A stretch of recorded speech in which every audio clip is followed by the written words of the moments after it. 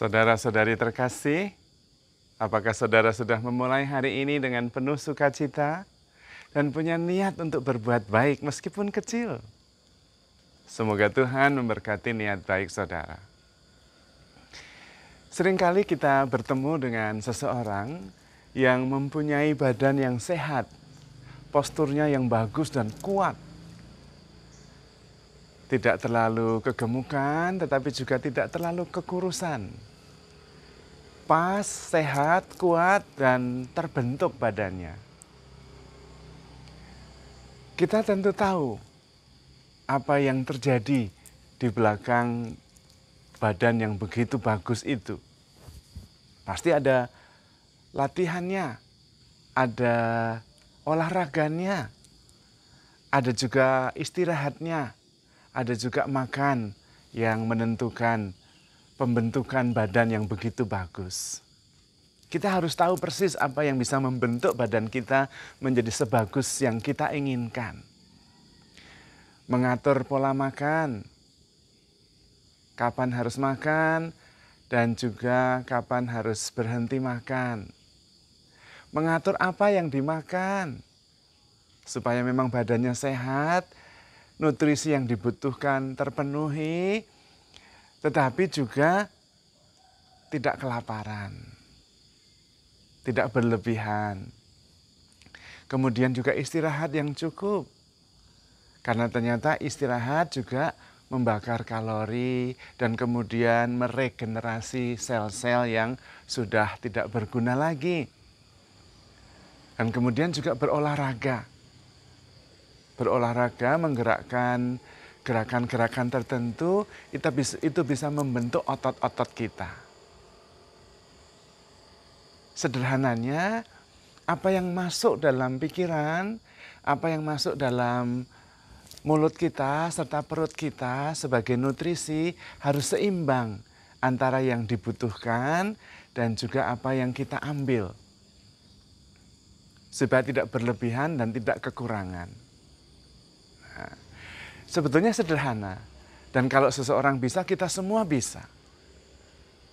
Tetapi apa yang terjadi? Tidak semua orang mempunyai badan yang kuat, sehat, dan terbentuk dengan baik. Karena banyak faktor. Ada yang tidak bisa mengendalikan apa yang dimakan. Ada juga tidak bisa mengendalikan kapan harus makan. Jadi kalau ada makanan, apalagi makanan yang disukai, wow. Kalau yang lain saya bisa, tapi yang ini, aduh, dietnya nanti. Seringkali begitu. Demikian juga tentang makan, kapan makannya. Malam hari jam 10, masih lapar terus makan. Wah, itu tidak mungkin akan menjadi nutrisi yang membuat badan kita fit. Tidak. Itu yang makan yang tidak tepat waktunya. Dan kalau kita tidak pernah bergerak, otot kita tidak terbentuk. Sesederhana itu. Dan banyak orang tidak bisa melakukan apa yang membuat dia sendiri mempunyai badan seperti yang diharapkan. Dalam istilah yang sedikit nakal, kita bisa mengatakan cita-cita kurus tapi hobi kuliner. Nah, itu seringkali yang tidak sesuai dengan apa yang kita harapkan. Kita menginginkan sesuatu, tetapi kita tidak melakukan apa yang sesuai dengan keinginan itu supaya terwujud. Itu tentu sekedar contoh dalam hal fisik. Tetapi sama dengan masalah lain dalam hal batin atau rohani. Kita seringkali ingin mempunyai hati yang damai, hati yang tenang. Ada orang yang pancaran matanya itu memancarkan kasih.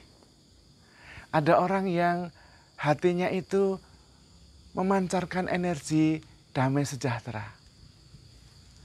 Dan kalau ada orang yang bisa begitu, kita semua bisa. Karena kita mempunyai potensi yang sama sebagai manusia. Tetapi tidak semua orang memancarkan mata atau mata yang memancarkan kedamaian. Mata yang memancarkan keteduhan dan kasih. Tidak semua begitu. Karena sama, seperti badan kita terbentuk, harus ada syarat-syarat tertentu sehingga badan kita terbentuk seperti yang kita harapkan. Demikian juga tentang cara pandang atau sorot mata atau energi.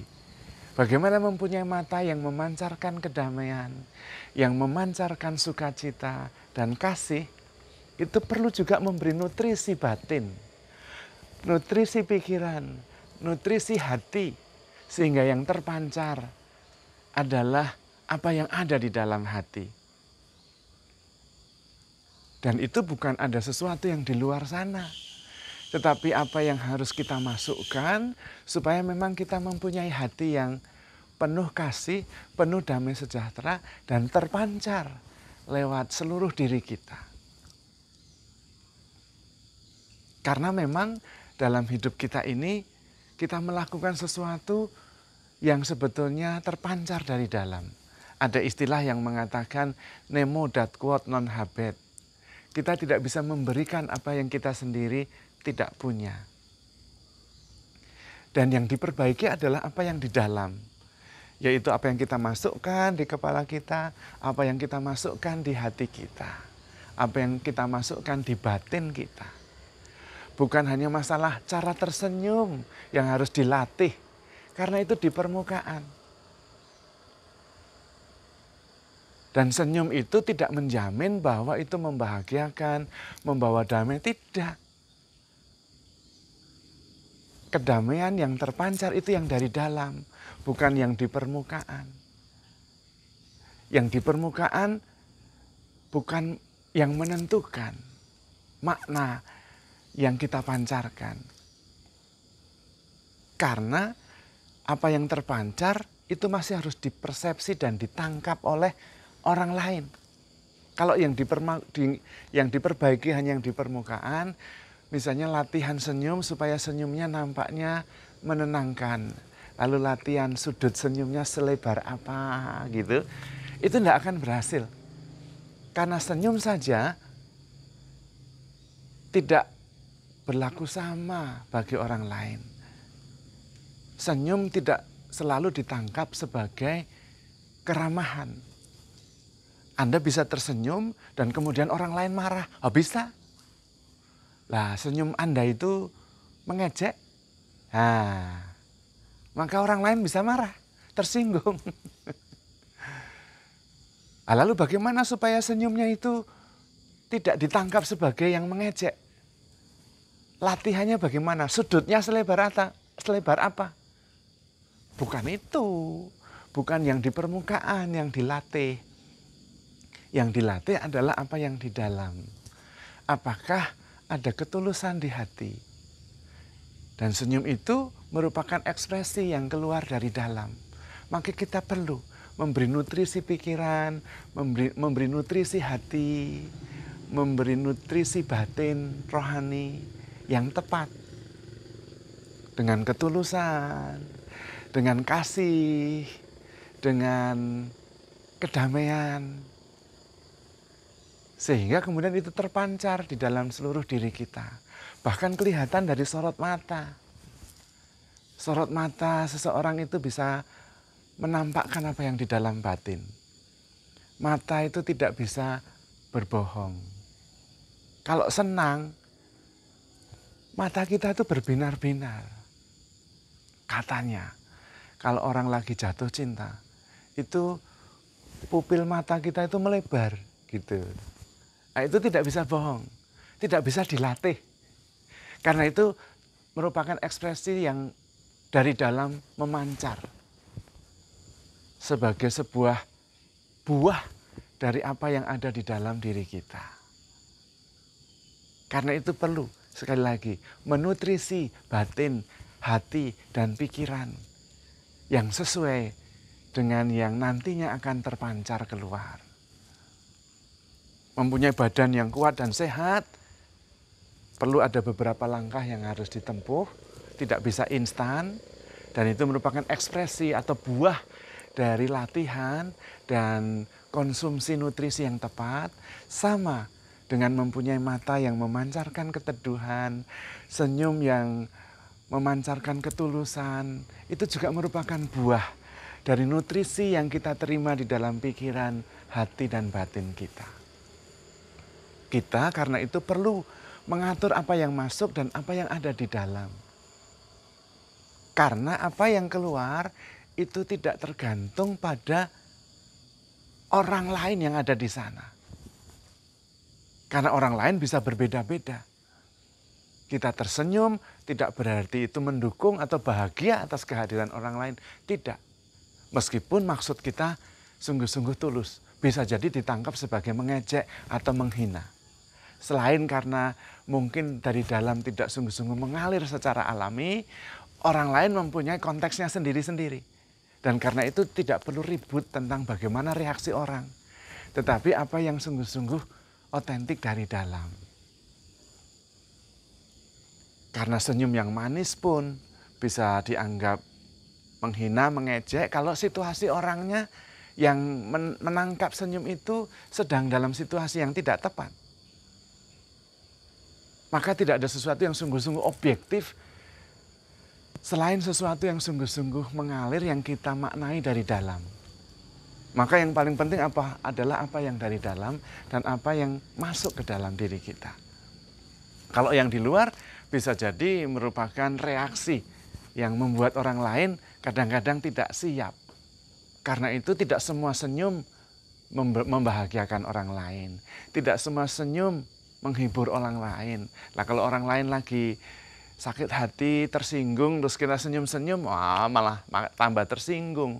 Wah dia itu bahagia di atas penderitaan orang lain. Bisa jadi begitu. Tergantung orang mempersepsinya.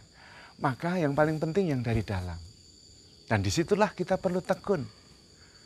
Kalau kita sudah memang sungguh-sungguh dari dalam itu ada kedamaian, ada sukacita, ada ketulusan. Dan itu terpancar seperti yang sungguh-sungguh mengalir dari dalam. Mata memancarkan keteduhan, senyum memancarkan kedamaian.